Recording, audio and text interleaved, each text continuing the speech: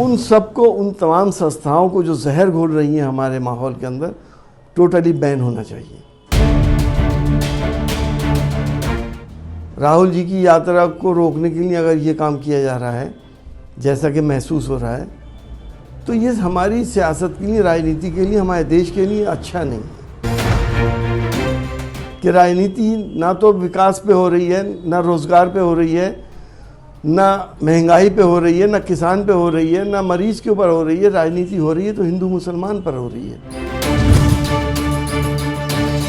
कहते हैं ठंड में अगर सुबह की शुरुआत चाय की चुस्की के साथ हो जाए तो दिन बन जाता है।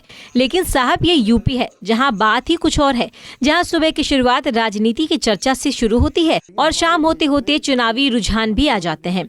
आपको बता दें कि असम में AIUDF के विधायक अमीनुल इस्लाम ने RSS और बजरंग दल पर बैन लगाने की बात कही थी, जिस पर राजनीति का पारा हाई है। पारा हाई हो और इसकी गर्मी यूपी तक ना आए, ये कैसे हो सकता है? जी हाँ, हम बात कर रहे हैं सपा सांसद डॉक्टर ST हसन की, जिन्होंने कहा कि हर उस संस्थान पर प्रतिबंध लगा देना चाहिए जो देश में नफरत को बढ़ावा दे रहे हैं। लेकिन उन्होंने सीधे तौर पर RSS को बैन लगाने पर कुछ नहीं कहा, लेकिन इशारों पर सरकार पर खूब तंज कसा है। देखिए, हर उस संस्था पे बैन लगना चाहिए जो हिंदुस्तान में रहने वाले लोगों के बीच में नफ़रतें पैदा करते हैं, दरारें पैदा करते हैं, जो लोग दिलों को बांटते हैं। आज की राजनीति जो हो रही है हमारे देश के अंदर, अब हमें एहसास है और ये हम अपनी बदनसीबी समझते हैं कि राजनीति ना तो विकास पे हो रही है, ना रोज़गार पे हो रही है, ना महंगाई पे हो रही है, ना किसान पे हो रही है, ना मरीज़ के ऊपर हो रही है। राजनीति हो रही है तो हिंदू मुसलमान पर हो रही है, जो हमारे देश के भविष्य के लिए बहुत ख़तरनाक है। करोड़ों करोड़ों मुसलमान यहाँ रहते हैं और उनके और हिंदू भाइयों के बीच में बहुत अच्छे ताल्लुकात हैं, बहुत अच्छा प्यार मोहब्बत है, गंगा जमनी तहजीब है, एक दूसरे के काम आज भी आते हैं। लेकिन जो लोग इस तरह की राजनीति कर रहे हैं, उन सबको, उन तमाम संस्थाओं को जो जहर घोल रही हैं हमारे माहौल के अंदर, टोटली बैन होना चाहिए।